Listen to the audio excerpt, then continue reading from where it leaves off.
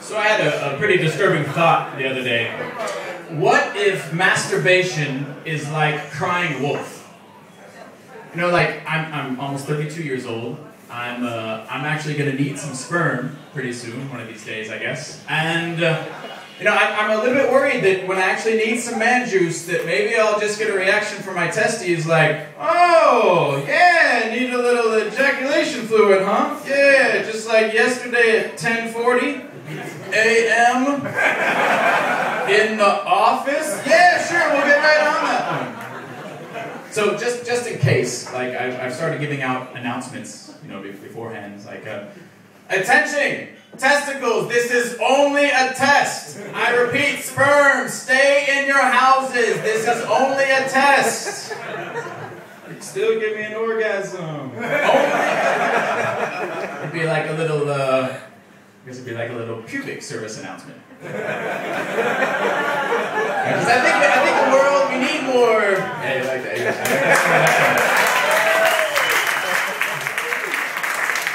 I think the world needs more PSAs, public service announcements, right? Because what is a PSA if not just an advertisement to be a better person, right? And there are a whole lot of dumb people in the world, and there's not a lot of us who have the balls to tell people that they are, right? So I've come up with a couple PSAs that I think would be pretty useful in Shanghai. So I'd like to share them with you today. Here's the first one.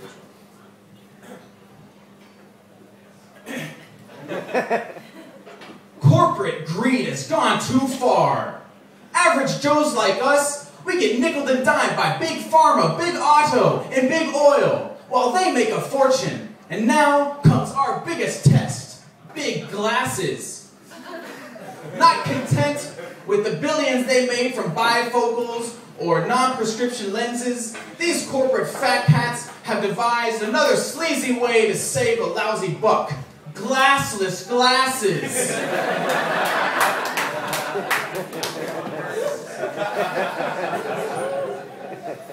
Well, in the words of Jenna Jameson, not on this face. Kung Fu Komedy and O'Malley's are proud to support the eradication of this plague before it strangles us in its tentacleless tentacles.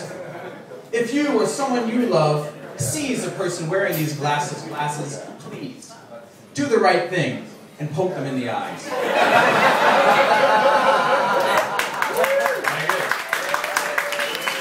I got another one. All right, here's the second one. Children are our future. They are our greatest assets. They are not doorstops. Hi, I'm Christopher Brantley. You may know me as the guy on stage talking to you. I'd like to invite you to join me in celebrating National Children Are Not Objects Day. If you are in tow with a child and the subway doors are closing, please don't use him or her as a battering ram. Nor should you use them as a wedge to keep the door open a couple seconds longer so you can get on the train. Together, we can make Shanghai's subways safer and keep your children from becoming retarded. Right. Okay, so maybe the first one, we'll keep working on the second. So you know there's this pretty well-researched, well-documented theory about computers, right? That the processing speed is growing exponentially, and so by the time you actually buy a computer, it's already out of date. Ironically, not ironically, but very, very curiously actually, women have the same theory with luxury handbags. That's why the moment they buy one, they start bitching about how it's so old and they need a new one. Yeah? And I don't really get this because it's a leather pouch, you know? Like other than you know, the invention of a strap, maybe another place for a logo, and you know, some sparkly things on the side. Like bag technology hasn't improved so much in the 11,000 years since Ugg Slickslog invented something to put his carcasses in, right? Yeah. Actually, I need to be careful the way I talk about women. I just moved in with my girlfriend. And it's taken us about 2 weeks or so. I'm getting there. We have so much shit. We have triplets of everything. and we have so many shampoo bottles in our shower. It's like, every time I'm in the shower, it's like a little game of Operation if I want to try to reach the soap. You know? My girlfriend like slipped in the shower the other day, and it sounded like she'd rolled a strike. So, you know the movies when like a couple, they're together, and then something happens, and they say, you know, that's it. And they leave a note, and they're gone, right? That would not happen in real life. If it got to the point where I was like, that is it. I cannot forgive you ever. I am out of here forever. In about a week and a half or so, when I pack up all my stuff, I might be able to forgive you a little bit if you help. Or maybe that's just like the ultimate punishment, yeah? She's like, oh, you want to cheat on me, huh? I am gone, and I am not taking my shit with you. Enjoy the 15 tubes of toothpaste, motherfucker. And then she sets off like a Rube Goldberg chain in the shower with the shampoo. You know, for a long time I thought it was actually called a Ruth Goldberg machine.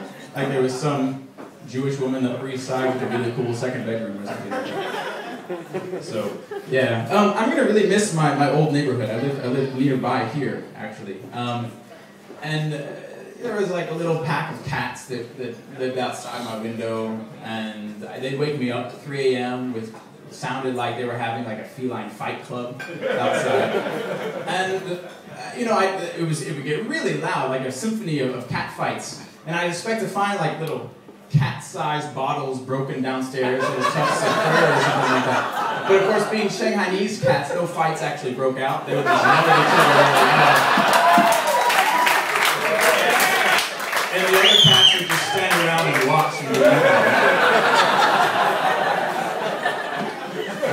no, but there were nice sounds in my neighborhood too, right? We had like children playing downstairs, or caged crickets chirping, that sort of thing. You know, chickens being slaughtered at the local market.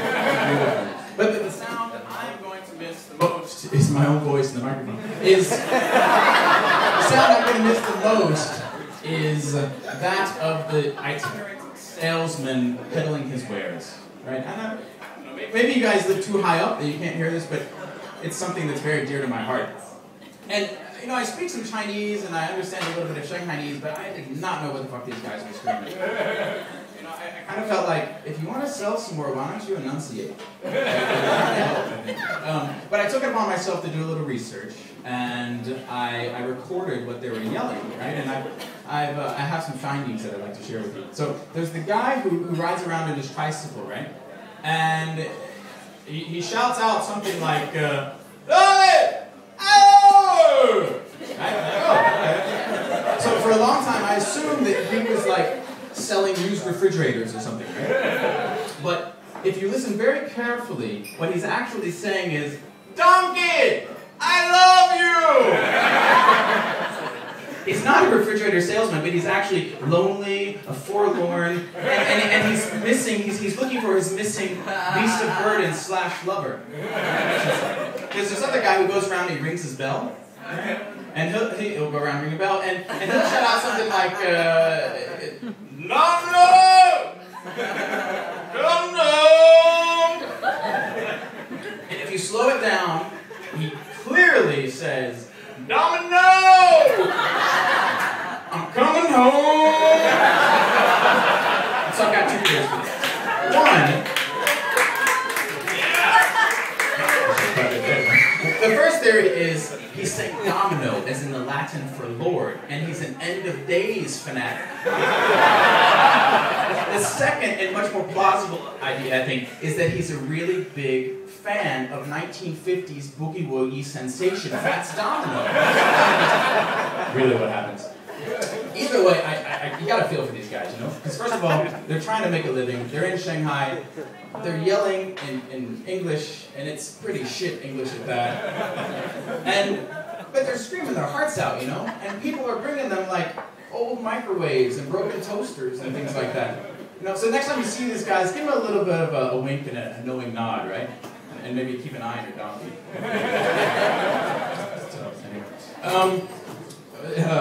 Yeah, so that would be a rough job, I'd say. Itinerant salesperson like that.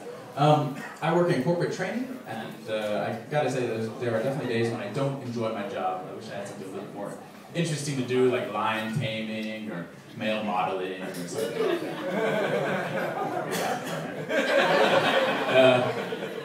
But there are sometimes, like, I wake up in the morning and I think, oh, thank God, at least my first thought isn't today, just like yesterday. I'm going to go to work, I'm going to reach between another man's legs, grasp his balls gently, and scrub. I should explain here.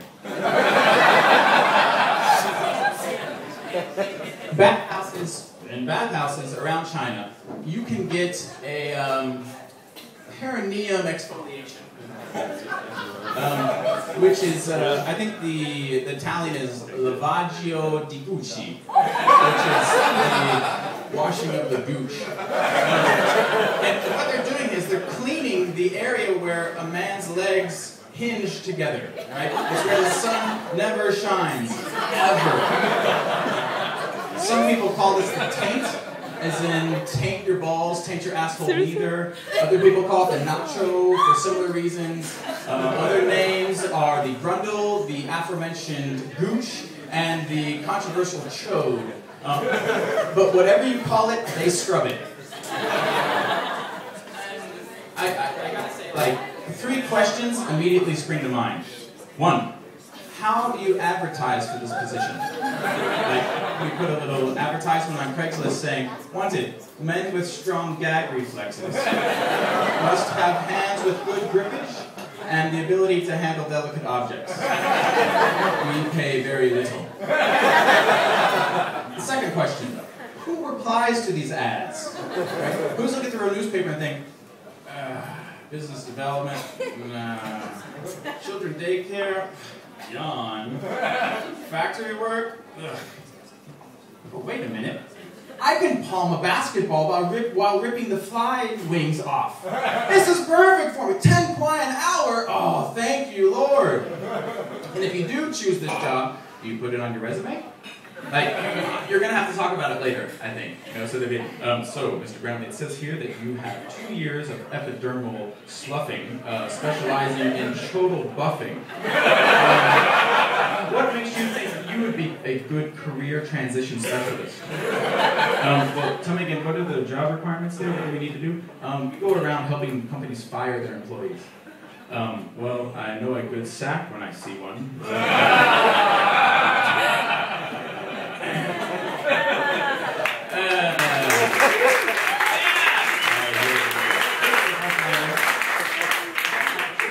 So anyway, I think it would also be a pretty awkward conversation with your parents too, right? You call your mom and like, hey mom, you know how you told me I need to learn how to play with others? With the balls count? Or being women at bars, right? They say, oh wow, you have such nice hands. What do you do? Well, I'm a health consultant. Oh yeah? What area? Area. So, if you allowed me, I'd like to honor these hard-working, often forgotten men. They're always men. I'm wondering maybe if you could help me drop me a beat here. With your feet and your hands. You got to start it. There we go. When I say nasty, you say job. Nasty. Job. Nasty. Job. When I say grossly, you say underpaid. Grossly. Underpaid. Grossly underpaid. Alright, let me get going here. It's 11 o'clock and all through this city, the managers of Shanghai have drunk themselves silly. They got to sober up before they go home, and their comb-over haircut is needing a comb. It's been a long day, they've been working since morn, and they need a tender touch, seeing a Japanese mancorn maneuvering their puppies. They aim for a dome on a bathhouse to look straight out of Rome. 100 kwai a man, it's the deal of the year, and they rip out their Alban dicks without fear. They jump in a pool so can other people see, but everyone knows it's you they're coming to see. You work in a dark and steamy room, but that's not scary, it's what's under the balls, dead skin and hairy. You've got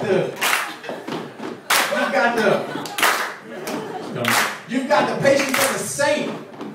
I applaud you, I salute you, oh scrubbers of taints. Yeah, boy.